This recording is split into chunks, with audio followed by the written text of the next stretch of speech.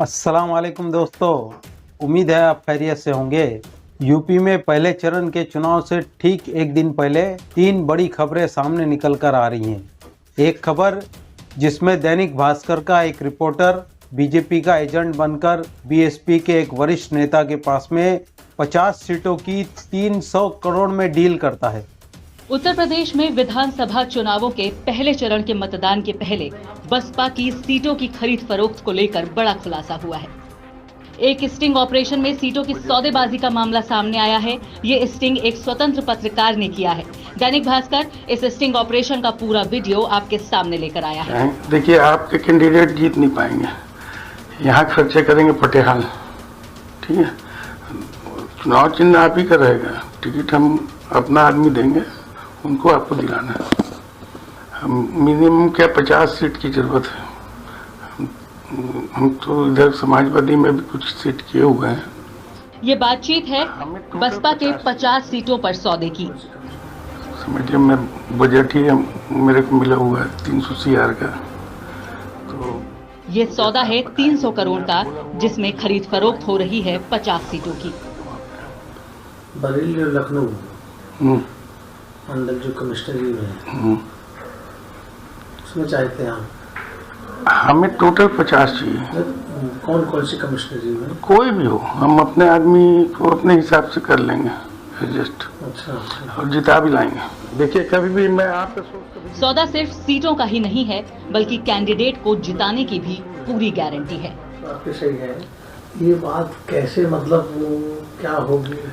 वो तो आप जैसे ही आप बताएंगे, मैं जो फंड जमा करा दूंगा, लिस्ट दे दूंगा, आप आदमियों को बेंचेस मिलवा दीजिए। अच्छा, दिल्ली जाओगे तो दिल्ली बात कर लेंगे। परसों फिर आपसे दिल्ली में मिलता हूँ। हाँ, परसों दिल्ली मिल लो आप, है ना? परसों दिल्ली मिल लो, बहुत अच्छा रहेगा। वो अच्छा रहेगा। हाँ, दिल्ली में मुलाकात हो जाएगी। तो जी, यहाँ तो मतलब ठीक नहीं रहता, वहीं दिल्ली ठीक है। वहीं दिल्ली में बैठे हम एयरपोर्ट पे आएंगे तो वहीं बैठ लेंगे हम लोग, है कि नहीं? अरे कोई छूएगा नहीं अपने को, चाहे सरकार कोई भी है। आप बैठक हमारी किससे कराओगे? आप बैठक तो मैं संघ के आदमी से कराऊंगा।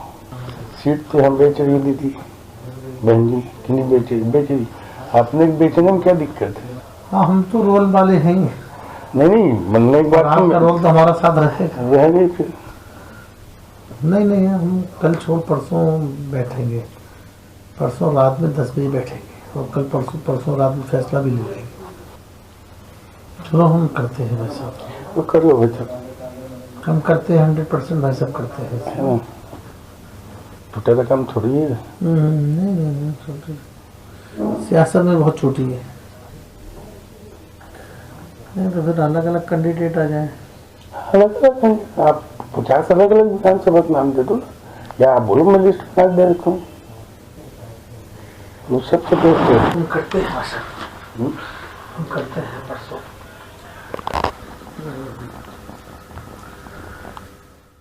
तो सुनते हैं उनकी ही ज़बानी कि आखिर उन्हें स्टिंग ऑपरेशन करने की क्या जरूरत पड़ गई। दूसरी खबर, यूपी के मुख्यमंत्री योगी आदित्यनाथ का एक वीडियो इलेक्शन से ठीक 12 घंटे पहले बीजेपी उत्तर प्रदेश के ट्विटर हैंडल से ट्वीट किया जाता है, जिसमें योगी आदित्यनाथ वोटरों को धमकाने के अंदाज में अपील करते हैं कि अगर आप चूक गए तो फिर यूपी को केरला, बंगाल और कश्मीर बनते देर नहीं लगेगी। मुझे कोई चिंता है तो केवल एक, कि जिन जिन दंगाइयों और आतताइयों पर अंकुश लगा है वे सब अब मचल रहे हैं। आतंकी बार बार धमका रहे हैं कि जरा सरकार आने दीजिए, सावधान रहिए, आप चूके तो 5 साल की मेहनत पर पानी फिर जाएगा। और इस बार उत्तर प्रदेश को कश्मीर, बंगाल और केरल बनती देर नहीं लगेगी। आपका वोट मेरी 5 वर्ष की तपस्या पर आपका आशीर्वाद तो है ही, पर यह भी ध्यान रहे कि अब वोट आने वाले वर्षों में आपके भयमुक्त जीवन की गारंटी भी बनेगा।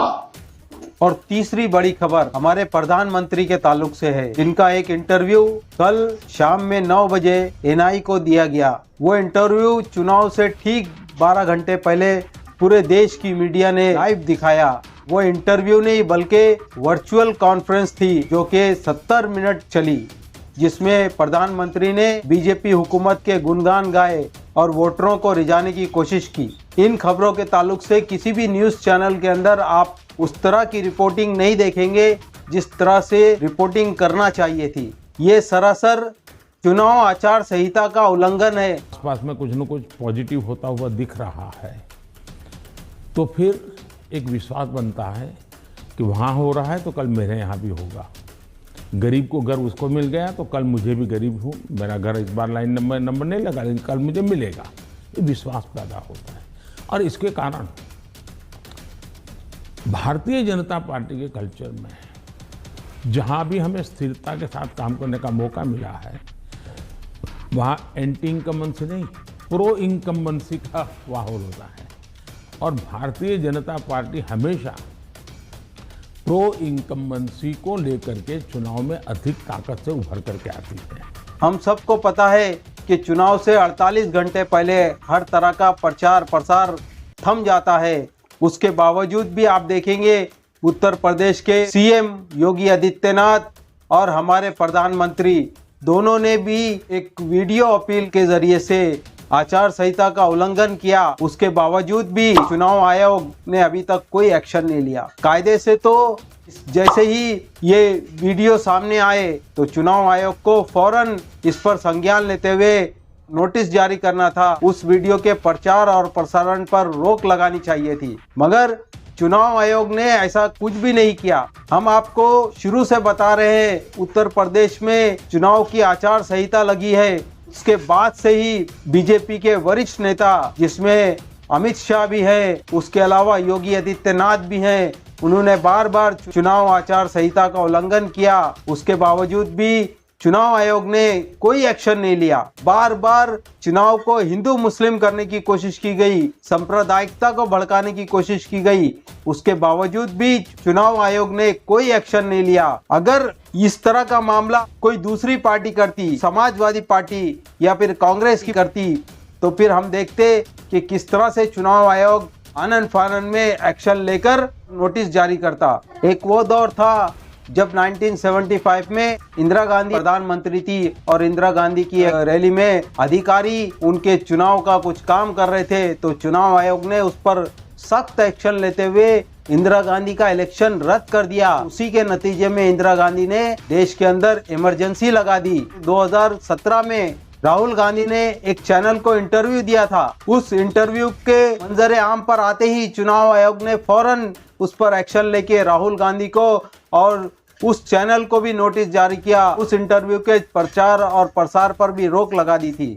लेकिन आज सत्ता पक्ष वो सारे काम कर रहा है, उसके बावजूद भी चुनाव आयोग कोई एक्शन लेने के लिए तैयार नहीं है। इसीलिए हम कई दिनों से कहते चले आ रहे हैं 2022 का उत्तर प्रदेश का चुनाव कोई साधारण सा चुनाव नहीं है। एक तरफ तमाम पार्टियां हैं जो अवाम के सरोकार के मुद्दे उठा रही हैं और दूसरी तरफ बीजेपी है जिसके पास में सत्ता की ताकत है। तमाम संवैधानिक संस्थाएं हैं, ब्यूरोक्रेसी है, पुलिस है और चुनाव आयोग है। फैसला जनता को करना है। इस वीडियो में इतना ही, फिर मुलाकात करेंगे, तब तक के लिए अल्लाह हाफिज।